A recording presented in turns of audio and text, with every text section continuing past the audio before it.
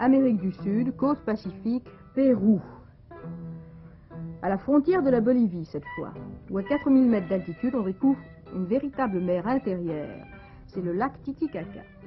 Les rivages de ce lac sont peuplés par les Indiens Aymaras, qui, à l'époque incaïque, avaient été conquis et soumis par les Quechuas, lesquels peuplent la plus grande partie du Pérou. Une petite partie des Aymaras vit de la pêche qu'ils pratiquent sur de curieuses barques en roseau, les fameuses balsas de Tortora.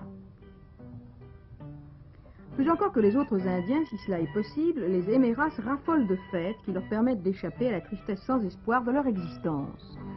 Ces fêtes durent plusieurs jours et débutent par de grands marchés où les Indiens trouvent à se restaurer après leur longue marche et surtout la pacotille. Ils trouvent aussi la pacotille que la civilisation occidentale leur a donné l'habitude d'utiliser.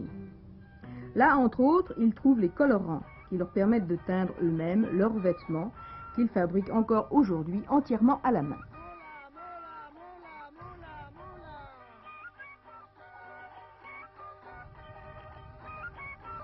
Mais ces fêtes et ces marchés sont de véritables pactoles pour les diseurs de bonne aventure.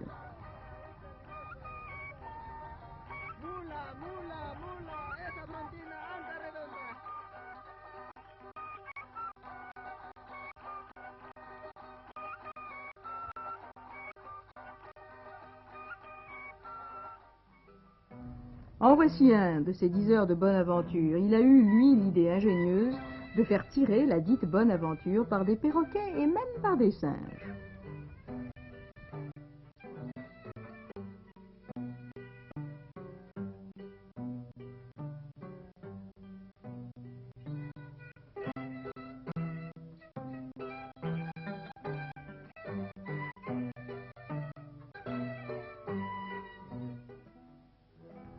Théoriquement, le Pérou est un pays catholique. C'est d'ailleurs pour évangéliser ses populations qu'il fut conquis. Mais la religion du Christ, en se mélangeant au culte du soleil, a donné un assez curieux cocktail. Pour la plupart des Indiens, la Vierge n'est qu'une sorte de déesse dont on promène l'effigie monumentale à l'occasion de chaque fête. Ces processions et l'office qui les précède attirent une foule considérable. À cette occasion, les femmes des rares Indiens enrichis dans le commerce, il y en a tout de même quelques-uns, exhibent des toilettes de soirée spectaculaires et même fastueuses.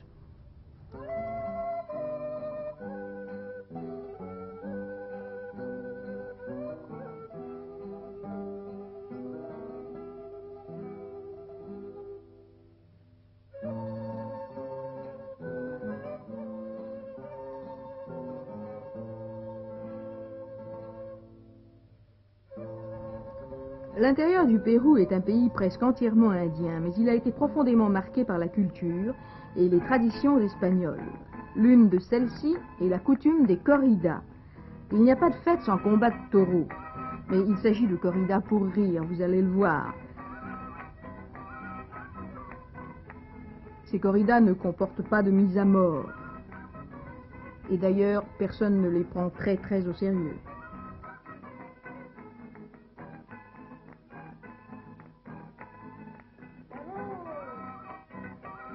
Voilà, on se prépare.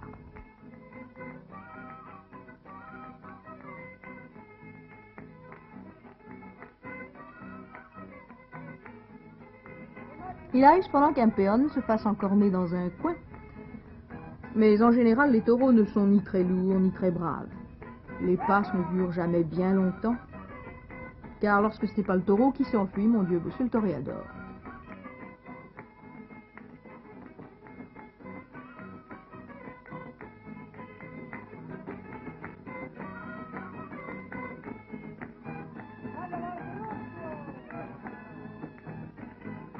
Tout cela, et vous le voyez, si peu sérieux que des gens commencent à danser dans l'arène avant même que la course ne soit terminée. Alors jugez vous-même.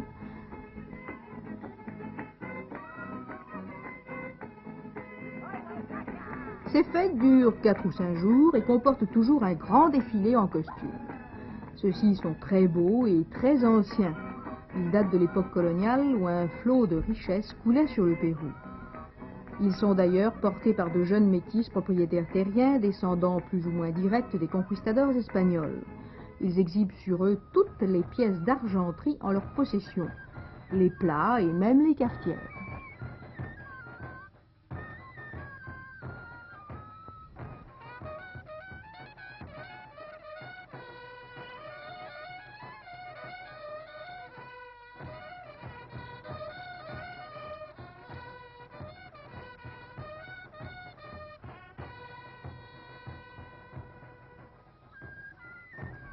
Un concours de danse folklorique fait aussi partie des traditions et les délégations viennent parfois de fort loin pour y participer.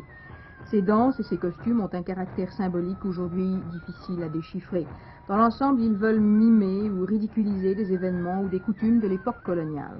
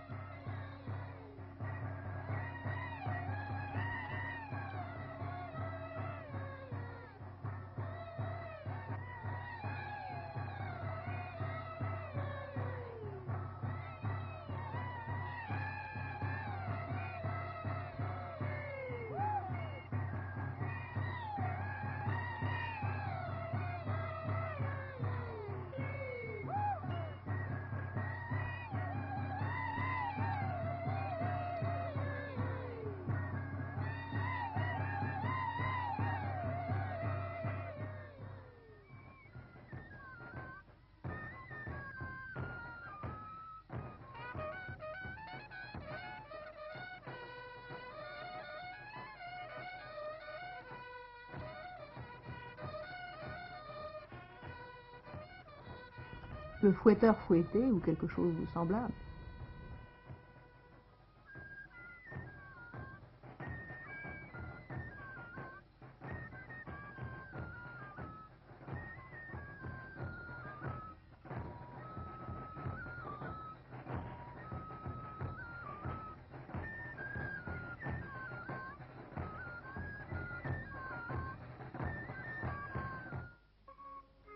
Après commence la véritable fête des Indiens. Ceux qui vivent dans des huttes misérables et ne mangent pas souvent à leur faim, pour venir jusqu'ici, ils ont parfois marché pendant des jours.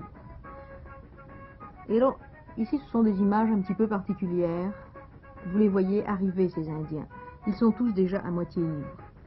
Ils se répandent dans les rues du village en bandes hurlantes et tourbillonnantes, au son d'une musique désespérément monotone, à force d'être toujours la même.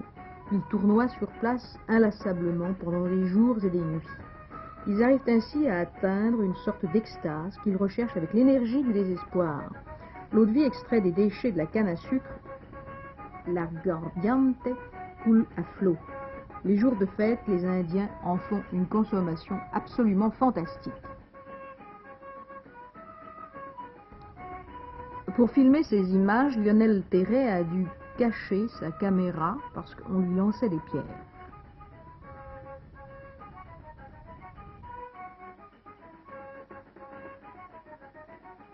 Les Indiens boivent jusqu'à sombrer dans le coma éthylique. Et la fête ne se calmera que vers le milieu de la nuit, lorsque tous ou presque seront tombés à terre, ivres morts. Et pendant ce temps, les femmes gardent dans leur dos leurs enfants. Et elles les gardent en toutes circonstances, que ce soit pour danser, pour boire, pour manger, pour dormir.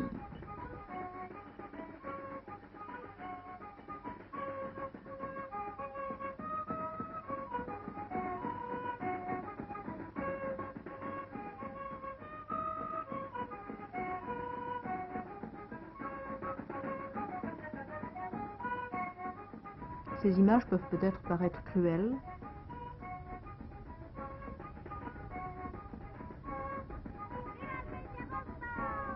mais elles existent, elles sont la réalité. Et peut-être suffirait-il de peu de choses pour éviter à ces Indiens de se mettre dans cet état.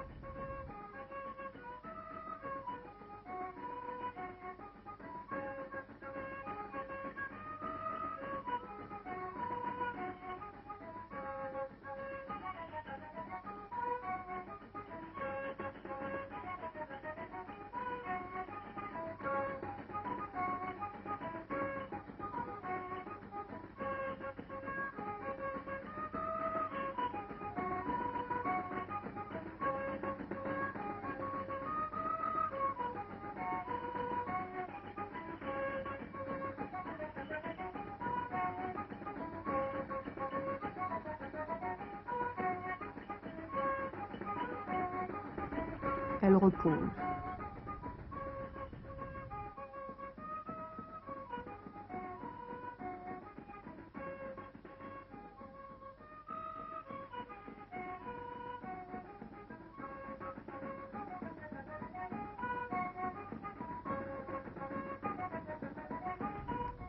Mais tandis que se déroule cette orgie abominable, dans une autre partie du village, une fête plus raffinée a lieu.